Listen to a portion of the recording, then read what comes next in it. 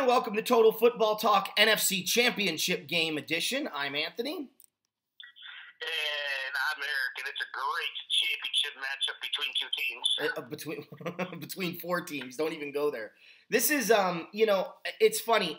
I heard some. Well, you said NFC championship matchup. It's a great matchup between two teams. That's true. That's true. It is technically championship recap or championship preview week, but I'm obviously excited about the Rams. I've been going back and forth with a Saint fan.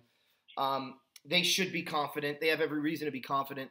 But what I always think is funny is when people aren't humble because the experts say they're going to win, they become overly inflatedly confident.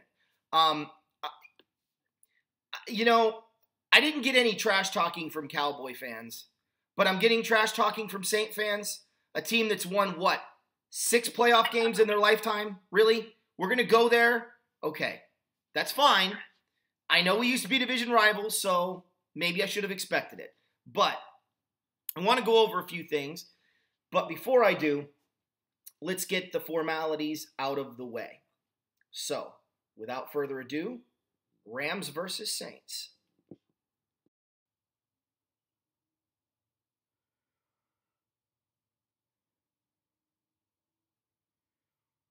All right, so as you can see, it's 2 13-3 teams going at it in what I think is going to be just an amazing football game all the way around. I've been struggling in making my predictions score-wise for this game. I think you people kind of know where I stand. But before I get into that, I want to get some things out of the way. So the Rams, all-time against the Saints, counting this year, they're 41-34. They've had 2 overtime games. They're 1-1. They played each other once in the postseason, and that was in 2000, and that was the Saints' first ever postseason victory in franchise history. And it came at the expense of Oz Hakeem fumbling the ball. There's no doubt if Oz Hakeem doesn't fumble with 1 timeout and 1:58 to go in the game, the Rams are going to win that football game. They're going to force overtime, they're going to stop the Saints in OT, and they're going to win the game, or they're going to get the ball in overtime and just go right up the field and score. But at the very least, they're forcing overtime because all the momentum at that moment had completely flipped the script on New Orleans. So it was a fascinating game, and I remember my heart just kind of came out. But at the same time, I remember being happy for New Orleans because no franchise should go that long without having a playoff victory in their hip pocket. Winning in the postseason, there's nothing better. And I was glad for the Saints that, if we were going to lose to somebody, we lost to somebody in the NFC West that wasn't the 49ers. Now, as far as since the Rams have returned to LA, this has really become a rivalry, in my opinion, starting in 2011 or in 2009. I'm sorry, I'm backtracking. In 2007 is really when this rivalry outside of the division became a reality. The Saints were favored big time in 2007 to beat the Rams. They were home. They had a really good record at the time when they met, I believe, if I'm thinking of the right year. And the Rams went in and beat them 37-29, and people were like, what the frig is going on? In 2009, the year the Saints won the Super Bowl, they beat us in St. Louis 28-23. And again, that was probably their toughest victory against a losing team, and they played quite a few of them. I think they only played 4 teams with a winning record that year in the regular season that they beat. And the Rams were their toughest non-winning team, if you will. 2010, they beat the doors off of us, and then 11, we won in a shocking game at home, and then, of course, 2013. But then when they moved back to LA, Jared Goff's first road game as an NFL quarterback was in the Louisiana Superdome, and a lot of the Ram players that are playing today or tomorrow are still on that football team. They lost 49-21, but it was 21-21 at halftime. And the Rams are going blow for blow. It was Goff and Breeze, and it looked like it was going to be, can this young kid pull this upset over this over this great football team? And then, of course, we know what happened last year. The Rams beat the Saints, and, of course, that didn't matter. If the Rams, everyone was saying if the Rams play the Saints in the championship game, it's going to be New Orleans, and people were still saying New Orleans is a better football team than the Rams. even after the Rams beat them, and I had my whole little diatribe last year on that. And then this year, no Talib. The Saints didn't have Teddy Ginn, and it was a tough football game. And the Rams were down big, 35-7 at halftime. They came roaring back with 28 points. They tied the game, and then the Saints took the lead back, and then they salted the game away. It was a great game. There's no way to cut it. So this is really, I think, under McVay and Peyton, become a real rivalry. So, that's just kind of a backstory a little bit on these two teams' past. And Eric, what I want you to do for me really quick, you watch football as much as I do, and in a lot of ways, you're my equal when it comes to knowledge of the game outside of just your football team. Is there anything about this rivalry that you've picked up on either in the last few years or that you've noticed over the years of watching football? Well, they've met the last 3 years. They're meeting for the second time in a game that counts in the 2018 season. Yeah, they played in the preseason, but preseason. I don't put too much stock in there. It depends on who plays when and what week it is and whatnot. But McVay has added a certain level of confidence in his locker room, saying, you know what, I don't care who you are, I don't care where we play, we're going to be competitive no matter what. And if you want to compete with us, you're going to have to bring your A game against us. And what better team to do that against a veteran head coach, against a 40-year-old, soon-to-be Hall of Fame quarterback who's got a ton of passing records. And it's a great measuring stick. And McVay has modeled a lot of the Rams team off of past Saints teams, and you can see the similarities. Like quarterback, you got the running back. No one's ever had the top flight A running back. Your workhorse. They have Ingram and Kamara now, but who did they have back then? Reggie Bush, Pierre Thomas, Mike Bell. That's just to name a few. Deuce McAllister. Yeah, he knows all about Deuce McAllister. Yeah, don't even go there. Would have been nice if you told me he was on the IR. Anyways, we'll do a former fantasy game recap and pickups that are head scratching. Maybe when I'm out there because it's hilarious. But who did the Rams have? The Rams had Falk. The Rams had Steven Jackson. And so they've always been that better running back team when they face the Saints, no matter what the records were. And you alluded to that 2007 season when the Rams went into New Orleans and won 37-29. The Rams were 1-8 and the Saints were 4-5. Now I know there's a 3-game difference in there, but that was what, the Rams' first win of the season? Second win. And so maybe the Saints were overlooking. Maybe there was a thing like, hey, so we beat the Rams, we can maybe get to the playoffs. And then, Bulger had a great game. Steven Jackson had a rushing touchdown and a passing touchdown. And Bulger had over 300 yards passing. So, it doesn't matter to these teams who's on the field as long as you execute. And you could see Sean McVay and Sean Payton, which is hilarious because they're both names. They have the same first name. So why not model your game after one of the game's best? And we'll see if they can one up them on Championship Sunday. Yeah. Now, there's a few things I want to allude to, and I guess I'll go first with the predictions. There's a couple of things that I want to do housekeeping-wise leading up to that. Number one is the power of the Louisiana Superdome. No stadium's fans are that impactful unless their team on the field is good. Okay? For years, no one wanted to go into the Trans World Dome. It was the loudest stadium in football, right? And the Ram fans were always full throat, and they were packing the house. But they were also going 13-3 and winning a Super Bowl, 14-2 and getting to a Super Bowl, 12-4 and getting to the divisional playoff round with a first round bye. They were going 8-8 and winning in Seattle and going to Atlanta in the wild card round. when the Rams were good, their stadium was one of the loudest.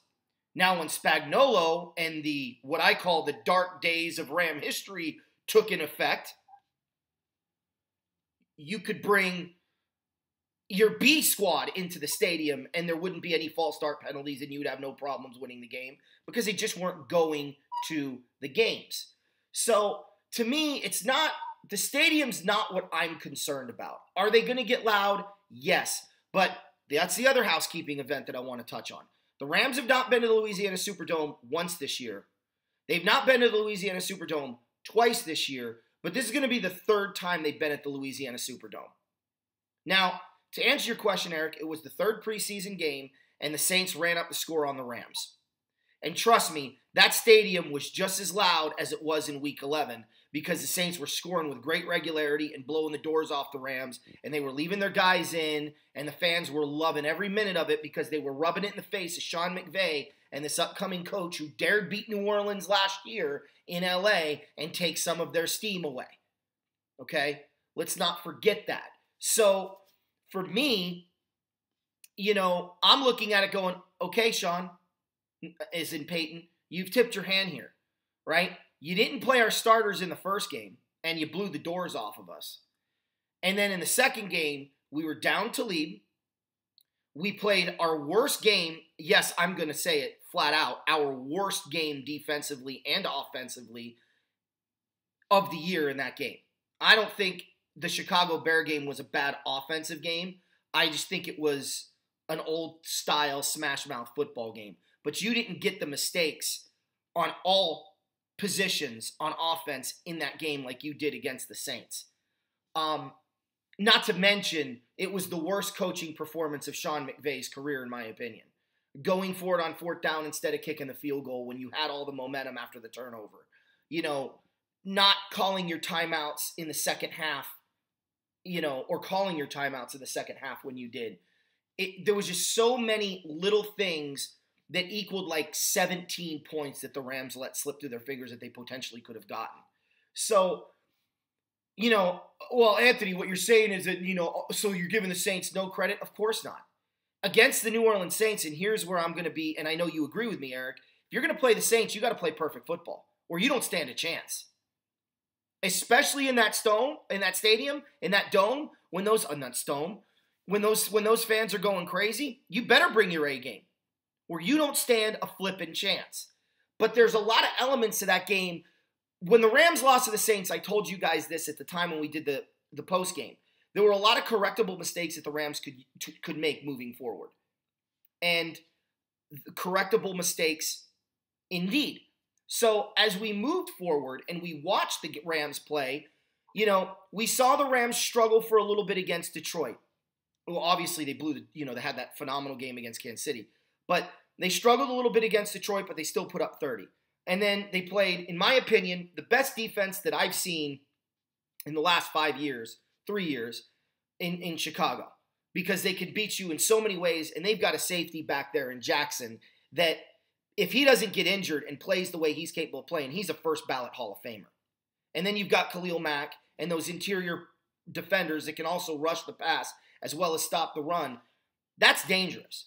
And then we played Philly, and I'm sorry, I said it then and I'll say it now. Our confidence was ripped from us by the Chicago Bears. They didn't just beat the Rams, they beat the soul out of the Rams. And it took a couple of games for them to get some swagger back.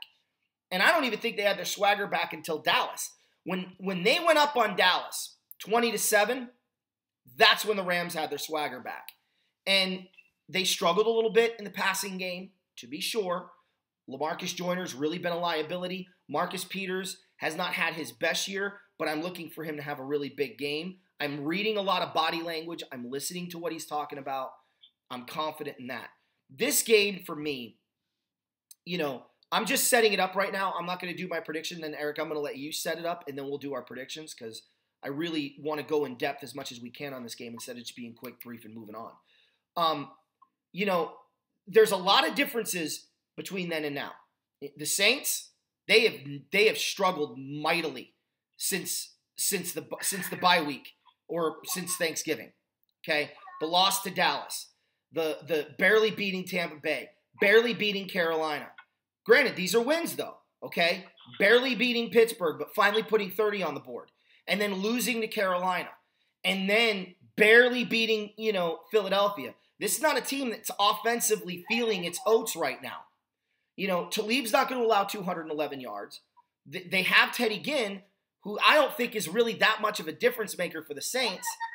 But they also lost Rankins, and of course now Saint fans are saying, oh, that's no big deal. Yeah, Haloti Ngata was no big deal to the Detroit Lions run defense last year either. Look, a run stuffer against a run-oriented football team is a big deal. The Rams didn't have C.J. Anderson. Jared Goff didn't have this kind of lack of confidence that he's been playing with. So that's an advantage to New Orleans. So setting this up, you really look at this game and it's even. Eric, you set it up on your end. What are you seeing through your eyes? You think you know me. I've been going back and forth on this. I just want to throw another little stat out there for you. They played 37 times between the Rams and Saints in the Superdome. And I'll let you know a little secret. The Rams hold the lead 19-18 in the overall series at the Superdome. The Rams running game currently is a freight train, literally and figuratively. I mean, you have C.J. Anderson, who is reminding me of an in the prime Jerome Bettis.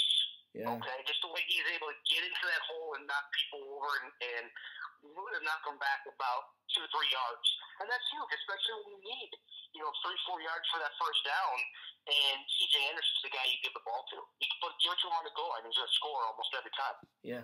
Then you have Gurley. Once Anderson, runs through the hole and tires the defense, then you have Gurley, who's already going up against the tired defense, and he's going to break one, which he did against Dallas. Mm-hmm. The Saints have the same type of weapons. They have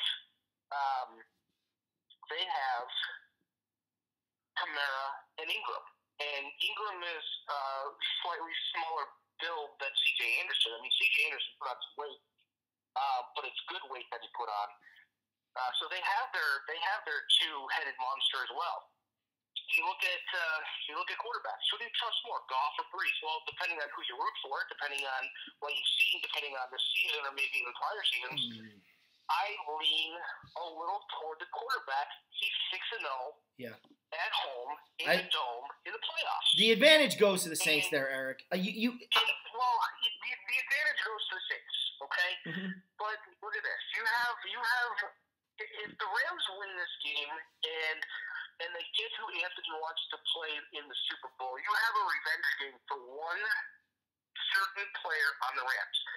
It could possibly be 2 revenge games in a row. But Brandon Cooks is licking his chops at this matchup. He's like, you know what? Put me on Marshon Lattimore. Put me on Eli Apple. I don't care. Throw me the damn ball. Yeah. Because I was in New Orleans. I played 1 year with Tom Brady and the Patriots, and they didn't want me. And guess what? I'm here in LA, and I'm signed to a long-term deal. This is where I want to be. You guys effed up. Yeah.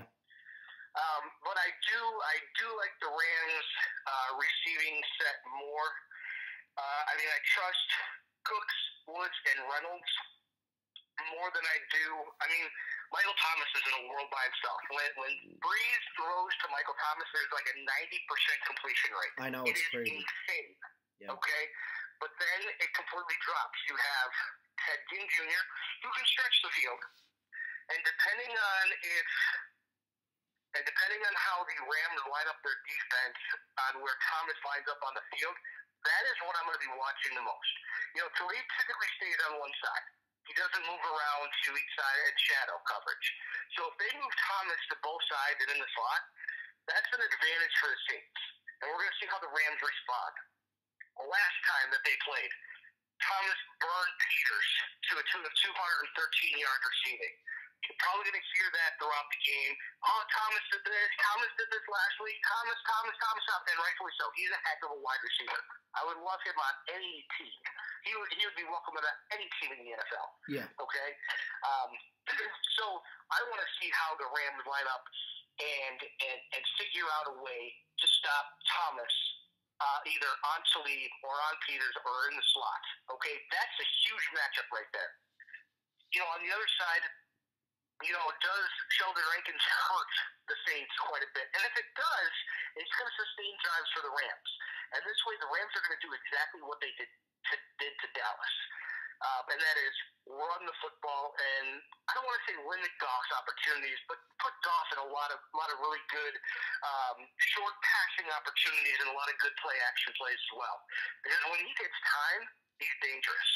Okay? Just like Breeze, though. Breeze, when he gets time, these quarterbacks are very similar. It's just a younger version of Breeze wearing blue and yellow and white. It's ridiculous. Like, you can see so many similarities. This game is like back and forth with me. It's a chess match. This is the ultimate chess match, especially in the championship game. And it's like, how do you defend Thomas? Who's going to stop the run better? That's who wins. Yeah. I mean, okay. Yes, we all know turnovers play a big part in it. Okay, which quarterback is going to have the least favorable day? Which wide receiver is going to get bottled up more? Who's gonna have that look of frustration on your face first? Okay, and Anthony said against Dallas, he's like, oh yeah, after like the first drive, I knew we were winning. Okay, he's like, I sat back, put my feet up, and like lit a stove. Yeah. So you'll be able to see body language, but even if the Rams do get out to a 10 to 14 point, it's not over. Don't count out New Orleans. No, it's not over. No, not until it's pretty much wrapped up or a turnover at the wrong time. Gene Quincy first down, then celebrate. So I have a few keys to this game, and I have 4, and one of them is a bonus key. But it's something to think about, and it is actually an amazing statistic. And again, it goes with that similarities of these two football teams. Look, every dynasty is started with a moment, okay? The Green Bay Packers, that moment, okay? Some are like, oh, when Vince Lombardi was hired. No, that moment was when they lost to the Philadelphia Eagles in the 1960 NFL Championship game, okay?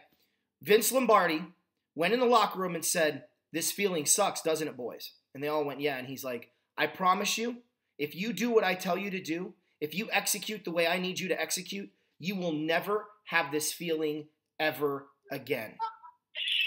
And they didn't. They won 5 championships in that decade. They went to 6, and it is easily, next to the Bears of the 40s, the most dominant decade any one team ever put together. Okay? The 1970s Steelers was started with the Immaculate Reception.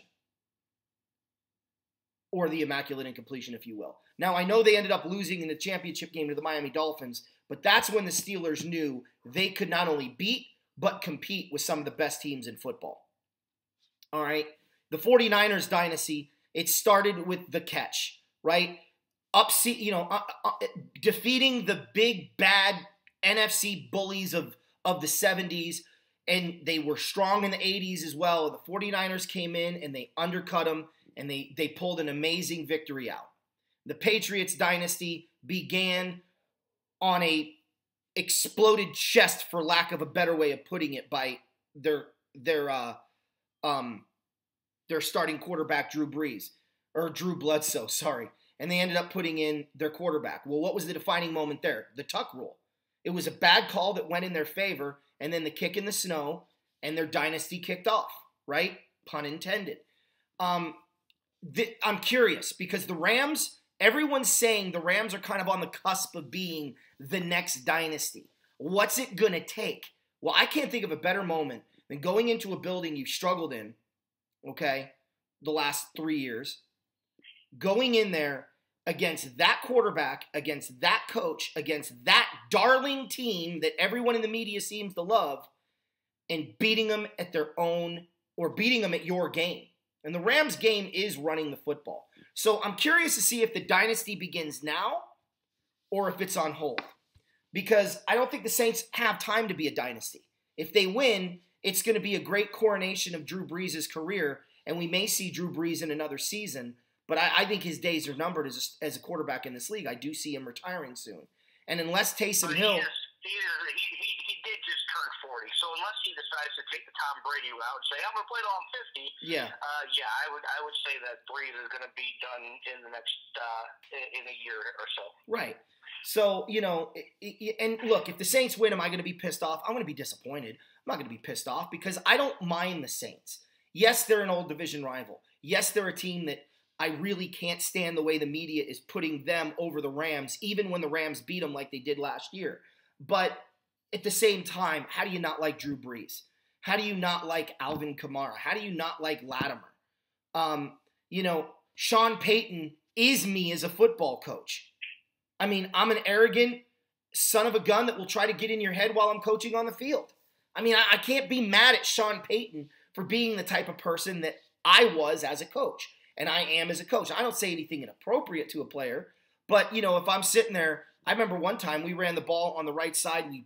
The running back trucked the corner and went up the field for 10 yards, and as I was helping him up, because no one else was, and he was finally kind of trying to get back up on his feet, I helped him up, and I said, son, we're coming at you all day. I hope you got better than that. And he looked at me, he's like, I hope I got help. He ran back to the huddle. It wasn't anything negative or derogative, but it certainly was. I was letting him know we're coming again, and the last thing that he wanted was us running to that side again, and we did, and we scored a touchdown. You can do it respectfully, and I don't know what Peyton says on the sidelines, but I know the trash talking is something that is a part of the game. But I look at this game and I go, what are the keys? And I'm going to go first with the Saints. If the Saints want to win this game, the number one thing the Saints have to do, and I mean this, Eric, they can't believe the hype. Okay? If you listen to some in the media, LT is right. LT said that right now the media is pretty split 50-50, and he's right. But there are a lot of pundits out there right now that are saying the Saints are going to win this thing running away because of the Rams secondary and because of the matchup problems that the Rams have. Don't believe the hype, because if you do, you're going to be in for a long day. You got to run the football. Even if you're not successful, you got to keep running the football because the Rams have a propensity of giving up a big run. And look, they shut down Ezekiel Elliott, but one time does not make a defense. Make them prove it. Make them prove to you that they fixed it. And number 3 is they've got to protect Drew Brees and get the ball to Michael Thomas in key situations. Okay? If it's 3rd and 7, get Thomas the football. I'm not saying force it to him, but I am saying you need to give him the ball because you can't trust the other guys on the field outside of Kamara to get you those key first down plays, especially in a game of this magnitude. Test them on early downs so in the second half if you can go to them on the later downs. But they need to be going to Thomas early and often in the first half.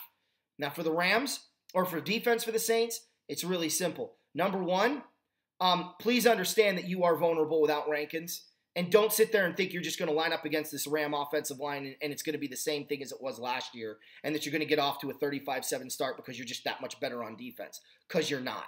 Number 2, okay, they've got to play a similar game in the secondary that they played last time they met. Limit the yards after catch. If they catch it, that's fine, but hit them and stick to them immediately. The third one, Eric, goes with Cooks for me. Find a guy that can be sticky on Cooks because he gets frustrated. And I've seen it this year. People can stay on Brandon Cooks. Now, he can stretch the field, and he's a speedster for sure. But I've seen corners like that kid from Green Bay just all over Cooks all day long and took him out of the game, and he was completely frustrated. So force the Rams to find a different way to get Cooks involved. Now, for the Rams, it's really simple. Offensively, run the ball. Run the ball. I don't care if you get stopped early. Run the football. You've got a two-headed monster for the first time this year. I like Malcolm Brown, but the Rams, like me, didn't have as much confidence in Malcolm Brown consistently. Use him on short spurts, but not consistently. But you've got a consistent back with Super Bowl experience in C.J. Anderson. The second key to the game for me is third down. It always is. You've got to convert third down. If the ball's in your hands, catch it. If it's not there, Goff, and you can run for it, go for it. Third, and certainly not least, the Rams have to limit the penalties. Okay? If the penalties are limited, this game is going to go in the Rams' favor because I think the Saints will get frustrated and let them make the mistakes. On defense, pressure up the middle to stop the run and pass. That's a dual-purpose situation there. Ndamukong Suh, in other words, needs to step up and play as good of a game as he played against the Cowboys, and maybe a little bit better from a pass rushing standpoint. In the secondary, this is key number 2. The Saints are going to catch some footballs. Tackle them. Don't let them catch the ball with no one within 10 yards of anywhere around them. Get on them, stay on them, and hit them when they catch it. And number 3, the Rams have got to force turnovers. They did a little bit. They got 1 turnover in that game against New Orleans. You've got to get turnovers. Now, there's a bonus key here, and then I'm going to turn it over. Then I'm going to do my prediction. And then you can tell me your keys and your prediction. The bonus is this. Jared Goff has a 65% rate. I'm going to explain what that rate is in a minute. You talk about being similar. Drew Brees has a 68% rate. What are you talking about, Anthony? Here's what I'm talking about. When they throw a ball that hits the defender in the hands and they drop the football, 66% of the time for Jared Goff, that drive ends in points. For Drew Brees, 68% of the time, that drive ends in points. So defensively, if you get your hands on the football, make the play. Because if you drop it, they will burn you, and they will burn you badly. The Rams and Saints, whomever, they have got to make sure they don't do that crucial drop that extends the drive for the other team or gives the other team another shot. Now, when I look at this game, the Sheldon Rankins injury is bigger than people want to take into consideration. I think the Rams, you add C.J. Anderson and you take away Rankins, and I think that the run game hurts New Orleans. I think they go from 3.4 yards per game allowed, which was their season average. I think when you add C.J. Anderson and you take Rankins out, I think that goes up to 4.1. So the Rams now have an opportunity to run the football and extend the drive. That's a big difference. On the defensive side of the ball, Marcus Peters is motivated. And when Marcus Peters is motivated, no one plays better. Marcus Peters gets in trouble when he thinks he's a big swinging you-know-what. Marcus Peters gets in trouble when he thinks he's better than he really is. Marcus Peters does not get in trouble when he's motivated, angry, and out to prove something. And I think you're going to see a very different game from Marcus Peters. I'm predicting 2 picks and a forced fumble in this game. Okay? Now, maybe it's only 1 pick. Maybe it's only 1 forced fumble. But he's going to make an impact play in this game, and he's not going to get burned like he did the week before. I also think Aaron Donald and Ndamukong Suh are going to cause a lot of pressure up that middle. When I look at this matchup and how even they are, I don't think either team's getting in the 30s. I got the Rams winning this game, and it's a close one. But I got the Rams winning this game 27-23 over New Orleans. And I think I think it's gonna come down to, either the Rams defense is gonna have to make a big play or Jared Goff is gonna have to have a moment. And he's had moments along his career. That 35-7, comeback that he had against the Saints was pretty epic. So he's got some confidence going in this game. But I think Anderson's the difference. I think Goff's going to finally play a little bit better. I don't necessarily know if he's going to be there. He's got to prove that. But I think the Rams know the dome. They know the environment. And you throw Peters into the mix, which everyone's picking on and everyone wants to run him out of town. Well, notice how the tune will change pretty quickly when this game is over. I just got a gut feeling on Peters. Look, my gut feelings are 50-50. Sometimes I'm dead right, and sometimes I'm wrong. It's a different guy that went off. But whenever I have a gut feeling about somebody having a big game for the Rams, it happens. Now, it might not be the guy that I'm thinking, so maybe Aqib Talib has a big game, but I got a feeling Peters is going to show up big in this game, and that's why I got the Rams winning 27-23 in a close game. It's going to be nip and tuck all the way to the fourth quarter. Eric, take it away. All right, well, hey, comebacks only count if you win. They don't have a stack of comeback losses. Yeah, well, so, you might have been down 35-7, but they still ended up losing. So, this game is probably going to be the best game of the weekend. The Rams have a lot to prove. I think the Saints have a lot to prove too.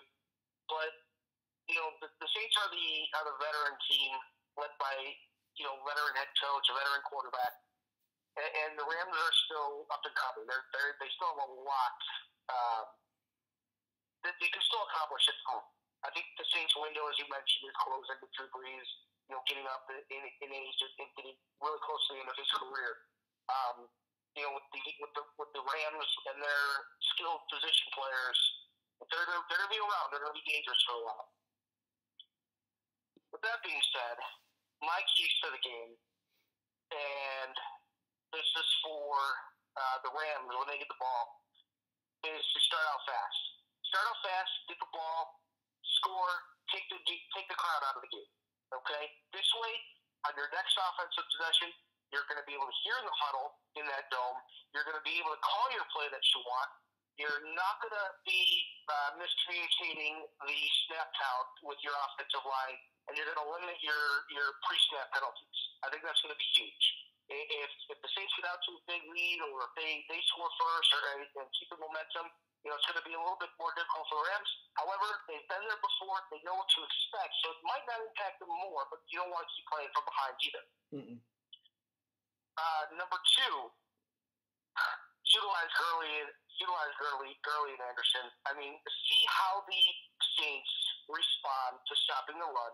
And if you can hand the ball off 7 times in a row and switch off Gurley and Anderson, depending on the play call, do it. What are you going to do?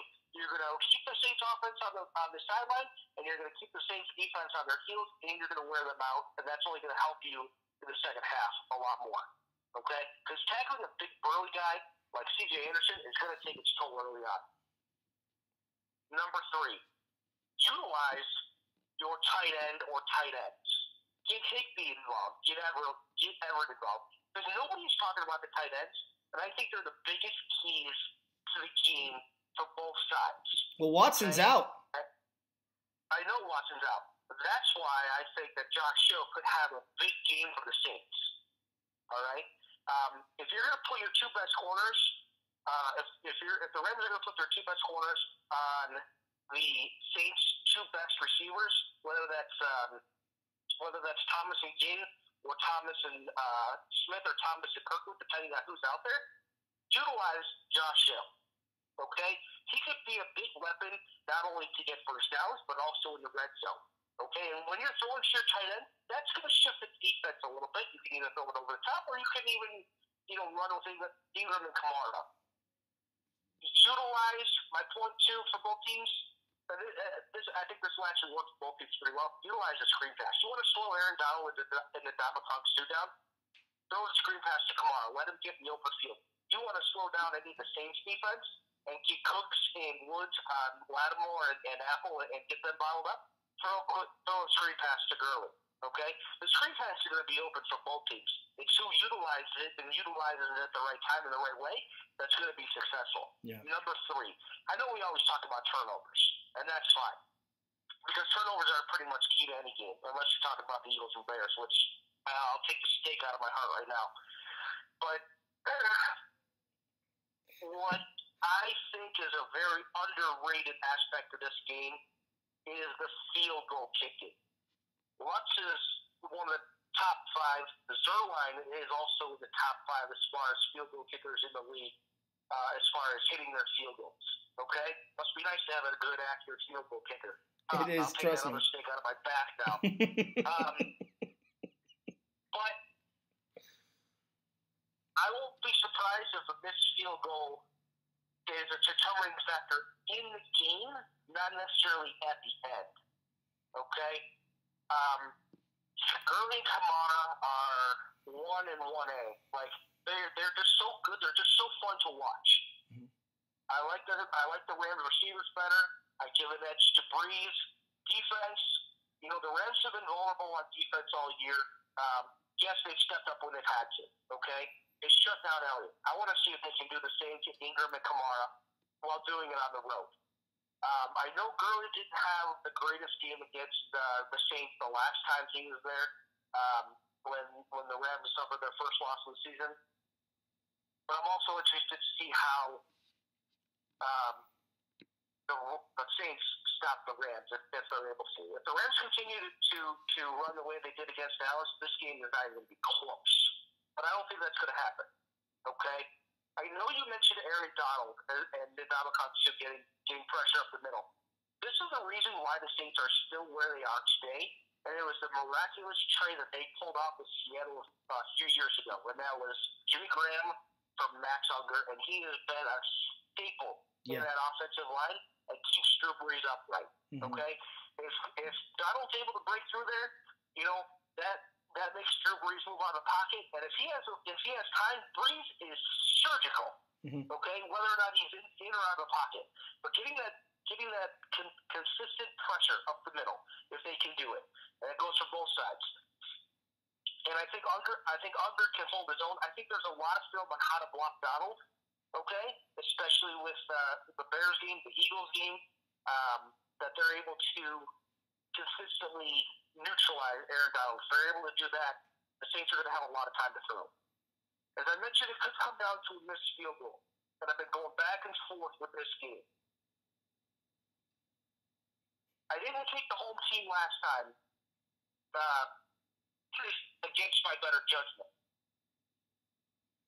And there's something to be said about the Saints offense that has not been spot on really since before the Dallas game, when they got pretty much blown out of the water because Dallas' defense decided to hold it to 10 points. And it doesn't seem like the Saints have been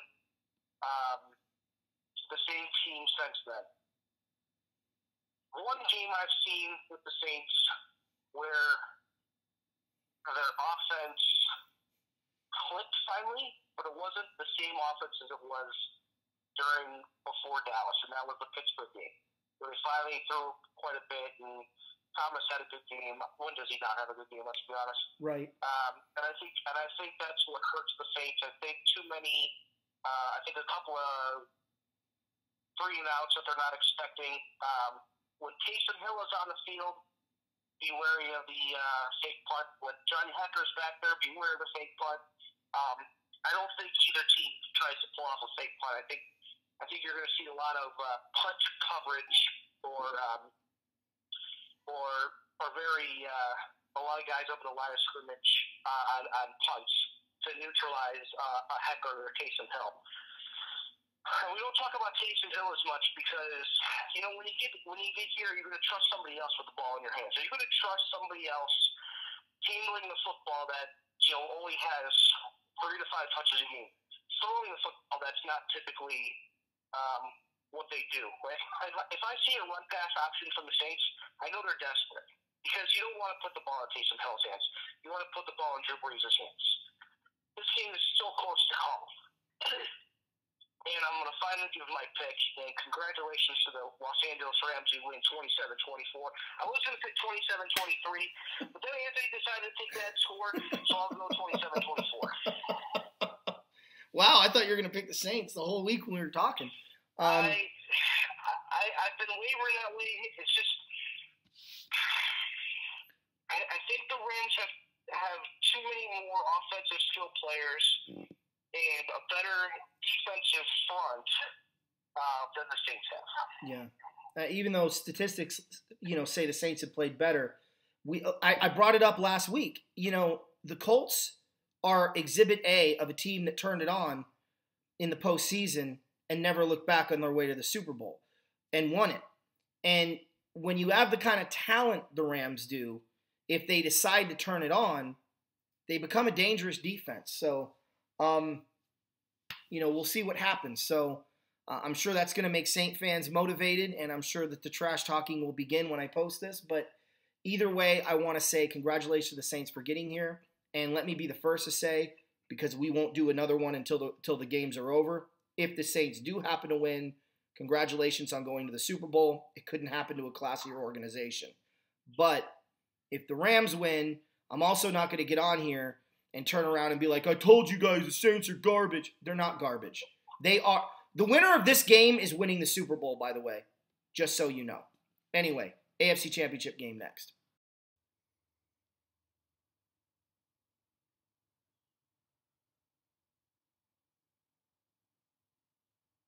All right, AFC title game. Not a lot of time that I'm necessarily going to spend on this because, obviously the experts will spend all the time in the world on this game because they love both the Chiefs and the Patriots. Although I have to say they've done a really good job of covering this Ram-Saint championship game too.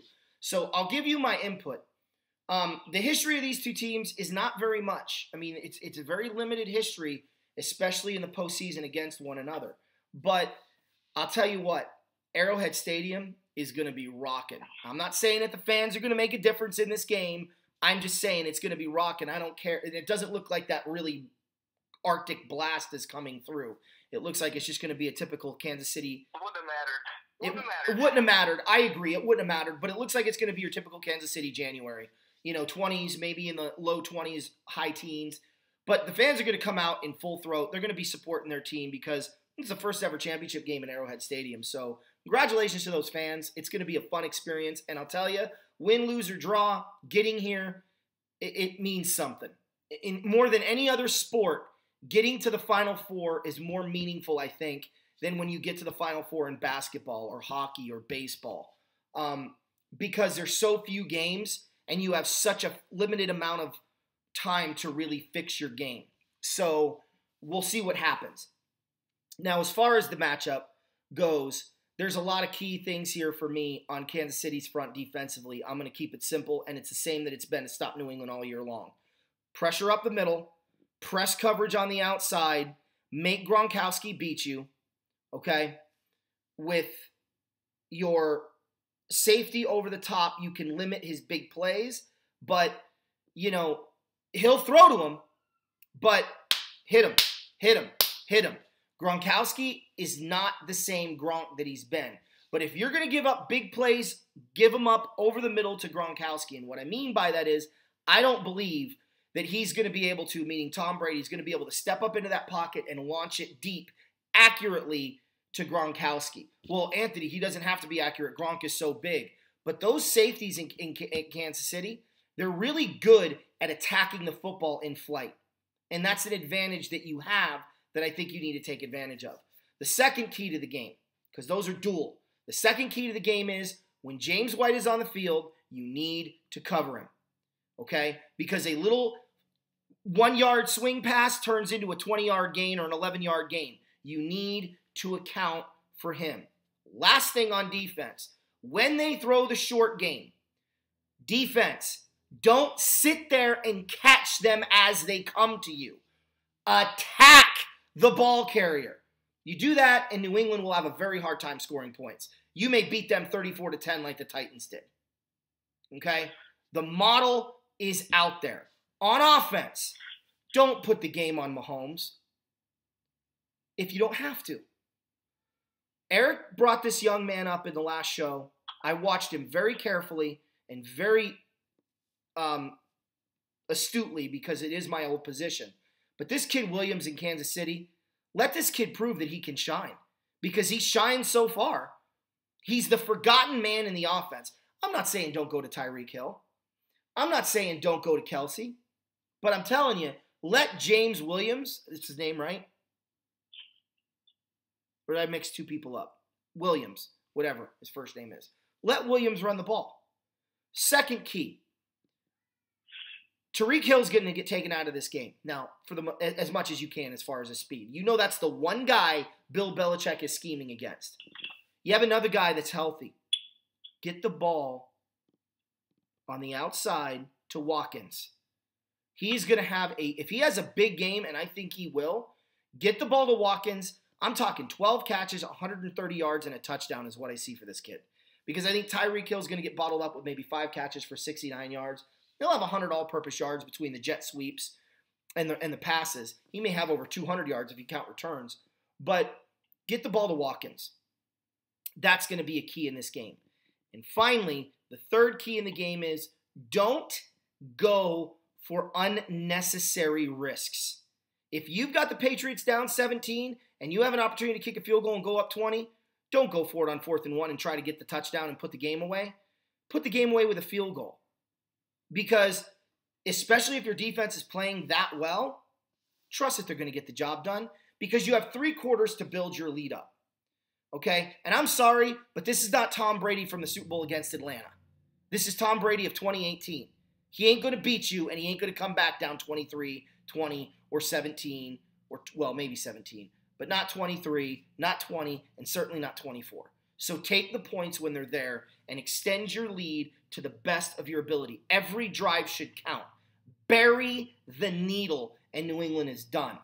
Now for New England, on their side, their keys are very different, okay? What you actually want to do is get pressure on Mahomes on the outside. Keep Mahomes inside the pocket with pressure. When he's pressured in the pocket, he's not as effective as when he's outside the pocket. I'm not saying he's not a pocket quarterback, okay? Because by all means, you leave that guy in the pocket with time to throw, and he'll throw for 5,000 yards, right? So literally, he already did throw for 5,000 yards. I'm just saying he does his best work when he improvises rolling out. He's not as effective when he has to step in, maneuver, and move around the pocket trying to get the ball downfield because he can't. First of all, you think about it, you're getting pressure from the outside when you scoot up with his release being as long as it is and like a baseball player, and he brings that ball backwards, you have more of an opportunity to strip sack it. The Rams did that against him, by the way, in the regular season game when they played. So that's going to be a key. So look for Flowers to try to get some outside pressure, not inside pressure. Run the ball. Keep the Chiefs' offense off the field. That's another key. Don't make this be a Tom Brady victory. Make this be a Sony Michel and offensive line victory. Because if you try to get into a shootout, you're shooting blanks and they're shooting hollow points. You don't stand a chance.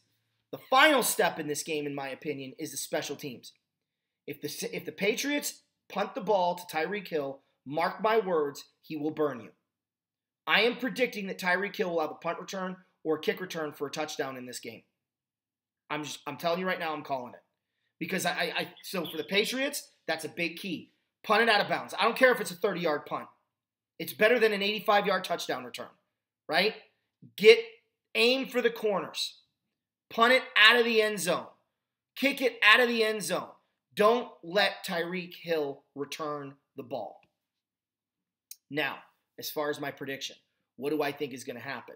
I think the Chiefs are going to run the ball. I think Tyreek Hill is going to have over 100 yards of all-purpose yards.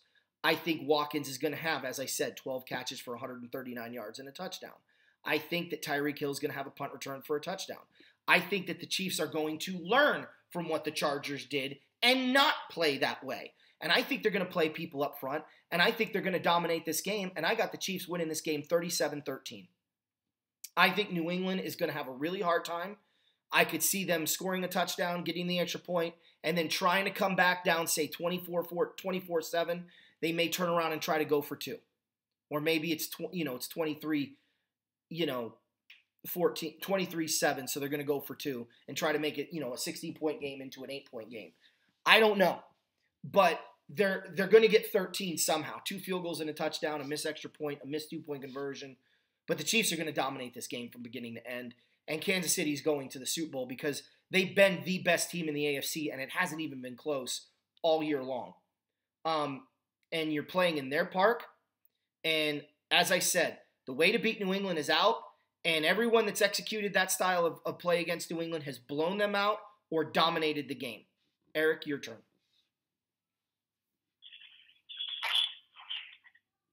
All right. Well, Anthony picks 31-13. 37-13. 37-13. My apologies. No problem.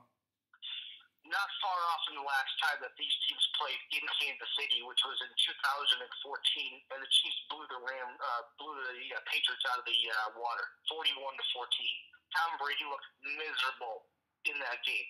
I remember that game like it was the back of my hand. The hell is that? Anyways, okay, I got it now. If I remember correctly, this might have even been a Monday night game, but Brady had nothing. He couldn't do anything.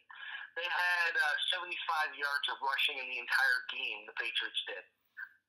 It got so bad, Jimmy Garoppolo team in this team went 6 of 7 passing for a touchdown. Brandon LaFell had 119 yards receiving. Okay? Names of the past, guys. Yeah. Jamal Charles had a great game for the Chiefs. Alex Smith had a beautiful game for the Chiefs. But alas, we're in 2019. And all-time series, Kansas City leads 18-15 Game 3. They have each split the last 8 games in this series dating back to 2004. Wow. Now, you say, well, what about when they're in Kansas City?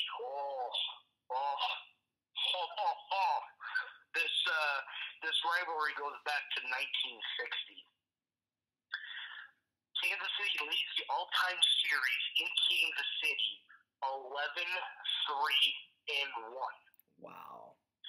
They have outscored the Patriots in Kansas City by 152 points. Okay? The last game in Kansas City, again, 2014. The last win by the Patriots in Kansas City, 2004. Before that, 1964 when they were the Boston Patriots. Wow, really? Yes. They went 22 years between matchups when they were the Boston Patriots in 1970, and they didn't play again until 1992 in Kansas City. Wow. They played every year in the 60s except 69. And then they didn't play in 69, but they played 70. Then they played in 92, 95, 99, 04, 05, 14. And now they're playing in 2019 in Kansas City in the AFC Championship game. Now, if you're surprised that New England's here, you shouldn't be. This will be the 13th AFC Championship game for Tom Brady. Tom Brady is 8-4 all-time in conference championships. He is 2-3 on the road. The only team he's able to beat on the road in an AFC Championship game twice is the Pittsburgh Steelers. Now, Anthony says it's going to be 37-13. I think it's going to be a little bit more high-scoring than that, as far as the Patriots go. And you're probably rolling your eyes saying, oh, here you go, Eric. You got the Patriots winning the game. Not necessarily. I'm going to give you one key to this game, and one key only because it is the biggest key of the game. Okay? We all saw what the Patriots did against the Chargers. The Chargers looked like they were given game film of a Patriots game from 20 years ago. Okay? The Chargers did not adjust. The biggest and only key of this game, because you not only have a future Hall of Fame quarterback on the Patriots, and a guy who is used to playing in these types of, not necessarily conditions, but this type of atmosphere, whether it's at home, whether it's on the road. Tom Brady's completion percentage is 5% less at 59% on the road than it is at home where he's 64%. Tom Brady has 5 touchdown passes to 3 interceptions on the road in AFC Championship games. Where at home he has 12 touchdowns and 9 interceptions. So he's not much better at home than he is on the road. But for every one road championship game, he has 1 touchdown pass. I think Brady eclipses the 1 passing touchdown in this game. I think he actually gets 3. And now you're like, that means the Patriots are going to win. No, it doesn't. Again, I'm going to go back to my key of the game, and it's not even what the Patriots have to do on offense or defense. It's not even what the Chiefs have to do on offense. It's what the Chiefs have to do on defense. The Chiefs' biggest key of the game is defense, and it starts with defensive coordinator Bob Sutton. If he watches any part of the game film against the Chargers, burn it. Burn it. Don't even use it. Don't even watch it. Because you don't want to get any idea of what to do or not to do against the Patriots. Use the statistics to your advantage. Blitz Tom Brady, play man-to-man, keep everything within 5 yards in front of you, knock the guys off the line of scrimmage. Yeah. Yes, that's going to be difficult for Julian Edelman. I get it. And trying to cover James White out of the backfield, I understand that. But you know what? You have Chris Jones right up the middle, and he had a sack in 11 straight games, either 1 sack or half a sack or more. Okay? You have Dee Ford coming around the edge. You have Eric Berry sitting out in center field eagerly anticipating this game and waiting for his moment to shine. And I told you before even last week's game that Eric Berry was probably going to sit out because they knew that they could push around the Indianapolis Colts, and he would sit out for the AFC Championship game. Guess what, guys? He is not even listed on the injury report. Yeah. The Chiefs also get a little bit healthier on the offensive side. They get Spencer Ware back. Do I think Spencer Ware's going to have a big role? No. Damian Williams is. And even the other Williams, Reggie Williams, I believe it is, the other running back. But don't forget about Sharkhandrick West. He's your third down back. He can catch passes on the backfield as well.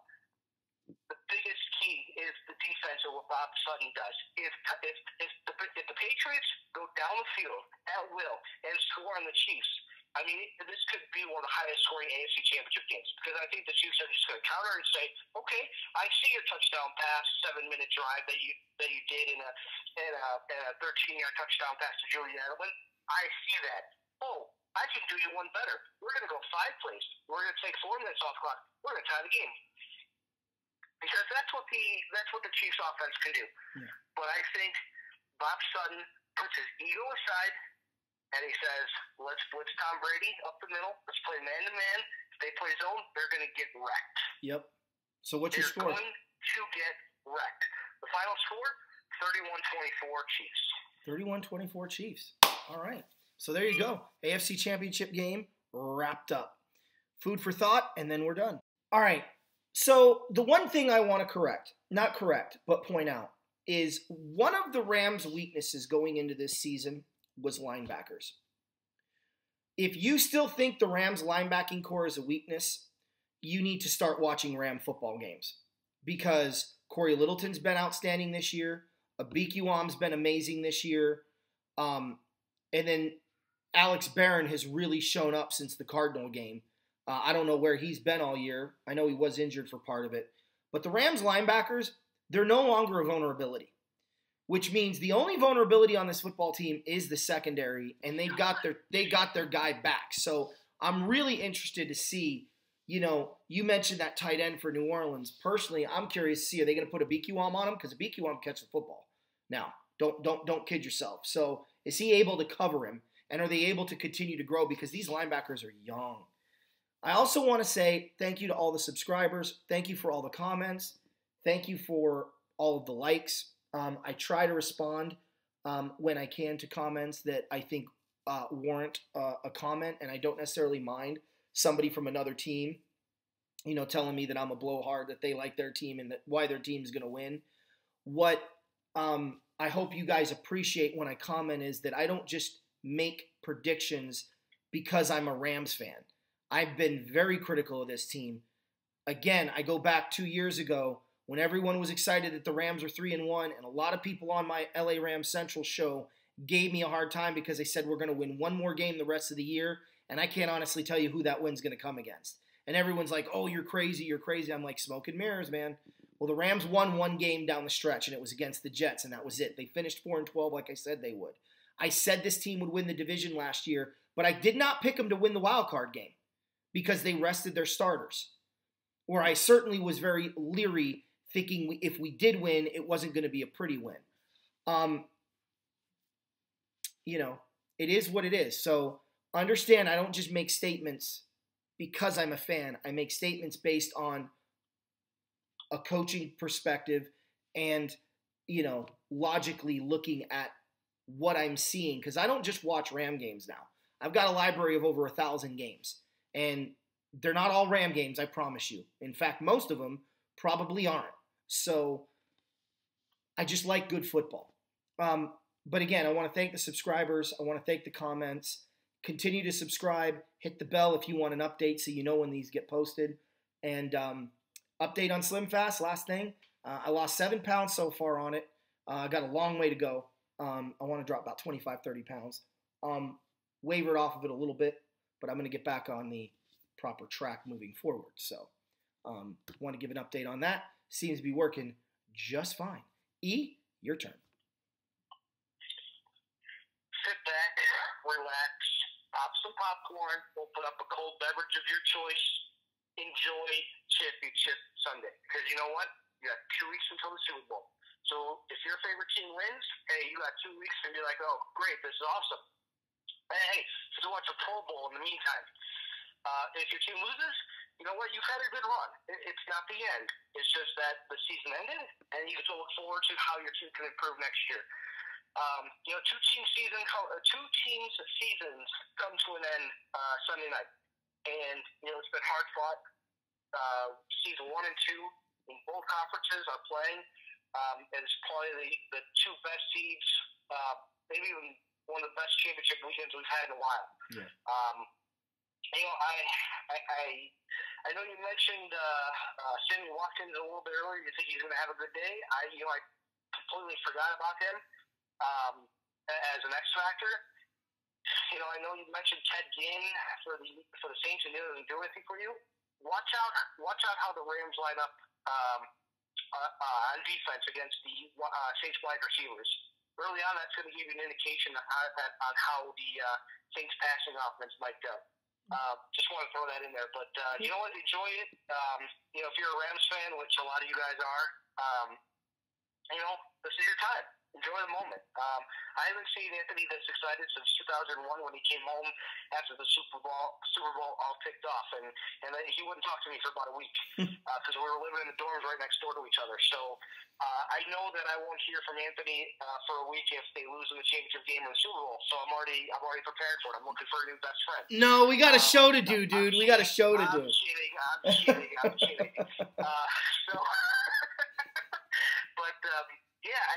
Enjoy it, and just watch the chess match between McVay and Payton, because I think it's going to be the best one.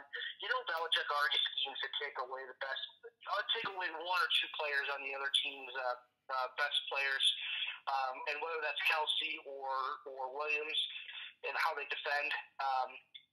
That's really what to watch for. Like doing this show and watching other football games, just you watch defensive coverages, you watch how teams line up on offense. You almost start saying what play they're going to run, and then you start getting to know the game so much that once you're invested like that, you're saying run this play, and when they finally do run it, because you're seeing it hours ahead of time, and it's successful, and even maybe goes for a touchdown, you're like, well, why didn't you do that before? Yeah. Bears and Eagles. I said run the out and up. You can get a ton of yards. They're biting on the out to the sideline pass. Yeah. But what do? They finally, second half, ran the out and up. They could have done that in the first quarter, and they probably would have been able to get a lot more points. But, you go as the game dictates pretty much, and I don't like that. You can always deviate from that. And that's what makes good coaches great. They deviate from the game plan. They put the decisions on the offense or defense, and they let them play and execute. See which coach does that in both games, and you're going to see who wins. So, little fun fact here, Eric, that I wanted to run by you. I was talking to Joe for about 2 hours yesterday, just because he had surgery, so he was sitting at home. And we were talking about football, and we were kind of going back and forth. And we talked a little bit about the Rams. And, everyone says how the Rams are going to have to pay Goff, and this whole thing is going to get blown up like Seattle. And I just laugh at that, because you're talking about a man that comes from an affluent family who doesn't care as much about money, and as if Tom Brady's the only quarterback in NFL history to not want $135 million for the sake of winning a championship. But that's not what I'm talking about. I said, what people don't realize is the Rams are going to be able to re-sign Peters for dirt cheap, and I know some of you probably don't want to hear that. They're probably going to let Ndamukong Suh go. And if they do, with their first-round pick, I was telling my buddy Joe, the Rams should probably draft a D tackle, maybe the kid from Alabama, maybe the kid from Clemson. Well, the mock draft came out. And who do they have the Rams picking in the first round? But the defensive tackle from Clemson saying the Rams are probably going to let Ndamukong Suh walk. So I think that's fascinating, and it's something to keep an eye on, and we'll do our mock draft later. Okay? Sounds good. All right, we'll talk later. Go Rams! Oh, but before I do that, horns up.